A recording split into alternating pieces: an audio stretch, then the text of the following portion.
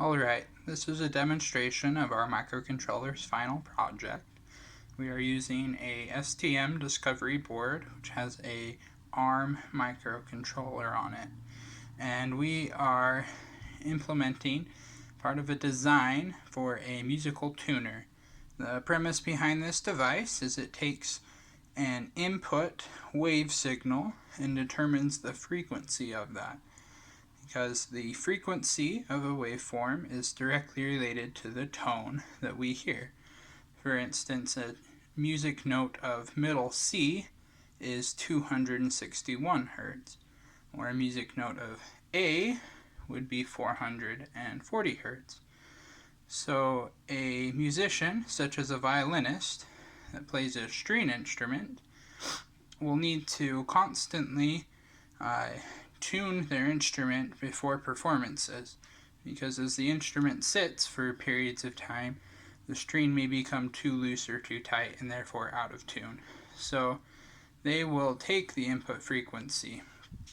For instance, an input frequency of 440 Hertz, which is A, sounds like this. You see, as it sits, it may become too loose and it may become flat, which happens as the frequency gets too low. And so this device will tell you that it's flat, and you will know to tighten the string to increase the frequency till it's at the right value. So we're simulating that input frequency with the keypad here. You see I've already entered in here, so I'm going to clear this.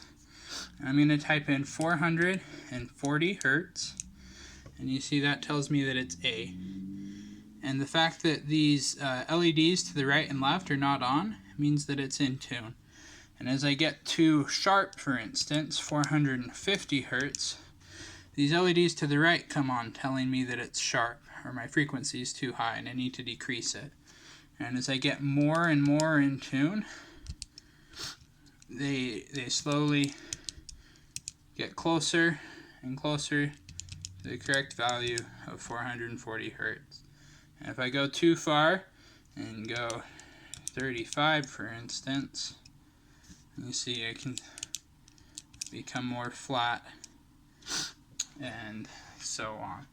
So it's not just for A, since I mentioned another note like middle C, it's 261 Hertz. I type that in, 261 Hertz, press enter, and you see there that that correctly identifies as C. So some notes require a sharp or a flat already in them, and we do not have a way to display the sharp symbol or flat symbol well on this particular LCD screen, so we've used a plus sign for sharp and a minus sign for flat. For instance, if I want the C sharp now, that's about 277 Hertz. And you see there I get C sharp. Or maybe I want to go all the way up to like an E flat. That's going to be 311 Hertz. See there, E flat. And again, as I get too far away from that, I might have E flat, but too flat. And I know that I need to increase the frequency until I get back up to 311 Hertz.